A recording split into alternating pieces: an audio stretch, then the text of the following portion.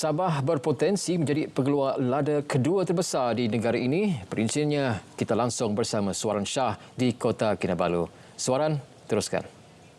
Ya, Otto. Sabah berpotensi menjadi pengeluar lada kedua terbesar selepas Sarawak. Bentuk muka bumi Sabah yang berbukit dengan sistem saliran yang baik adalah sesuai untuk tanaman lada.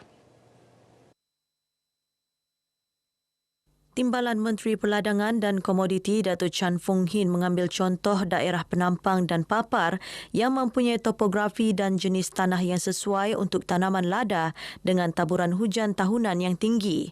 Berbeza dengan komoditi lain, tanaman lada tidak memerlukan sebidang tanah yang luas untuk diusahakan.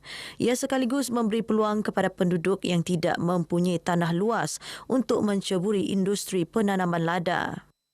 Lada ni unik ni kerana dia selepas dia dikeringkan dia tak ada deadline atau tarik luput. Okay, so yang pepper itu memang sesuai untuk disimpan di kawasan yang ulu-ulu di mana kamu tak sempat untuk menghantar hasil itu kepada tempat pengumpulan dan pemprosesan pada masa yang ditetapkan.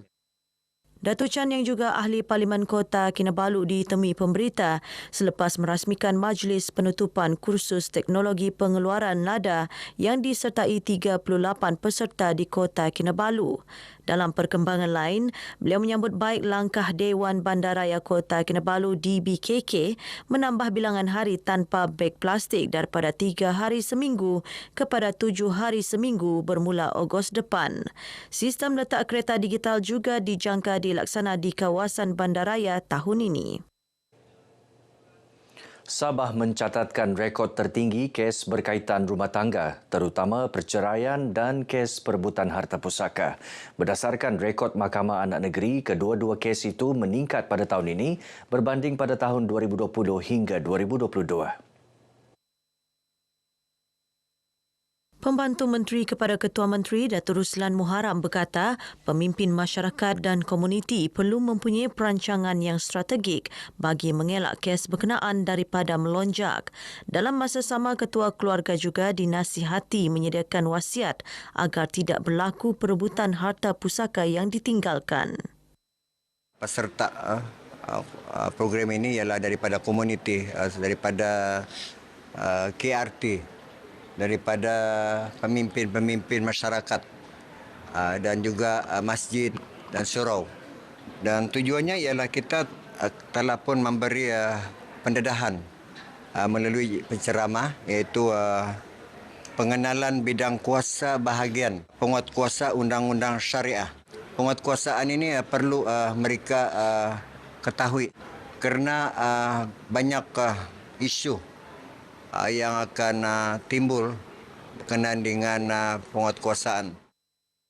Beliau ditemui pemberita selepas Majlis Dialog Cegah Jenayah Syariah Daerah Beaufort tahun 2024 di Beaufort.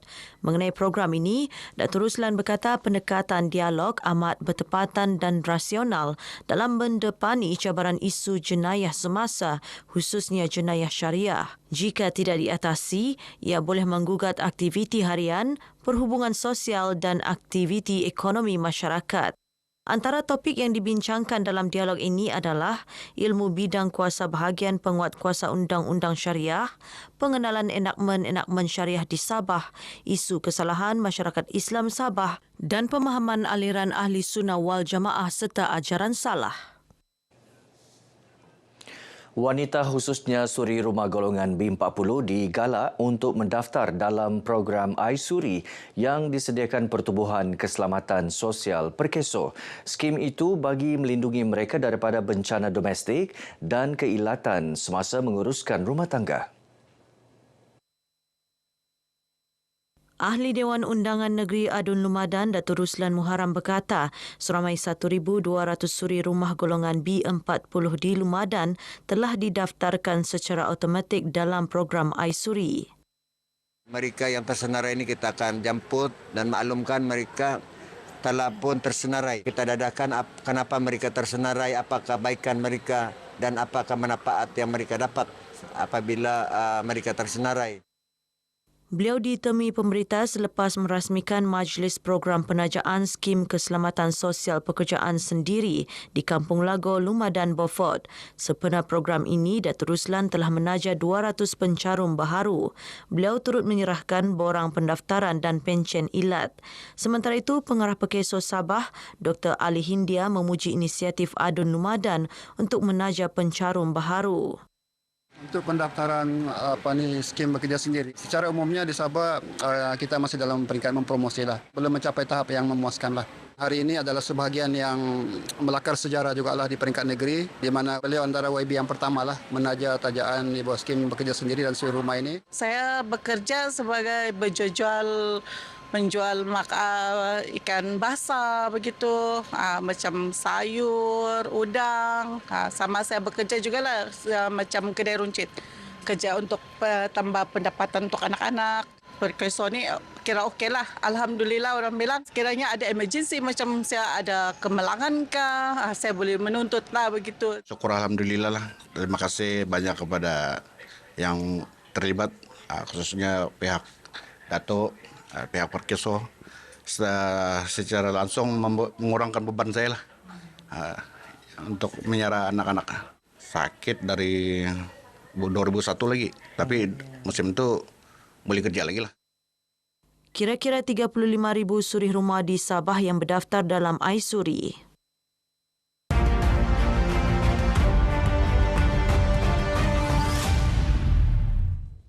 Tangat-tangat Yoho Adrian Soedi Mantatinaro Dusun Bundu Unai Tutunan Telun Sanad Bobos Ogemu Hiti Idpagun Sabah. Kataran kasai kutu no pupusan sikulanta saat kekenaan media teknologi visual. Pusau amanampasi iti sundua ni gitanku idko hupan kapumogompian boros tungkusan pengin tutunan.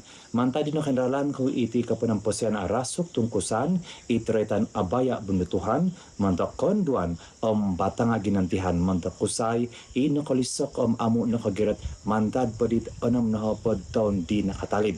Bersandad iti ngatungkusan di pinagirat doho ikaganaan pelembus kabar boros i TV OK padalin kabar i Sabah BFM di nakarikat kinaulitan hopod tahun diti. Saya gisom na iti boros tilaro kumasukad wagu pagiratan ko gisom kaginawa mayalilihis susuyan. Sontob ako sumilih huwayaan silih da iti butia tataba di milah takat pagandasan.